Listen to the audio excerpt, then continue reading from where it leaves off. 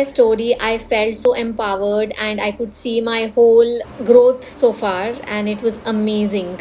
When I first read our story, like me and my sister, our story, so it felt very surreal for me because I was able to reflect on how far we have come, like how much we have grown, and especially my own personal relationship with money. It has changed a lot. It was a lot of excitement and goosebumps at the same time, but mostly immense pride.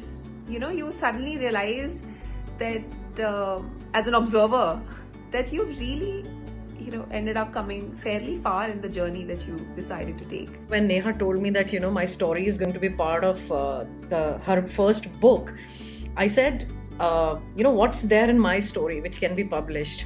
But when she sent me the story, I would say honestly, I felt a wave of pride, not for the things that I could do, but for the journey I've been on.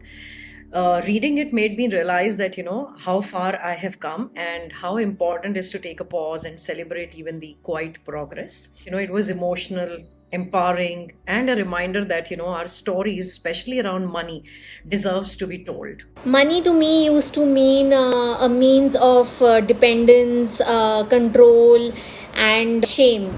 Now it means just another tool for me to feel independent, take care of my and my immediate family's needs, and feel more powerful. I would say that earlier money used to it meant in more independence. I could earn, I invested it, but sort of kept it personal. Now money is a conversation for me. It is a tool for growth, for confidence and connections. It is something that I could share, not just something which I could manage. Oh, that is a narrative that has completely changed, and I love it. Money was, I think, just a privilege in my pocket, and now I say it very proudly that it is power in my hands.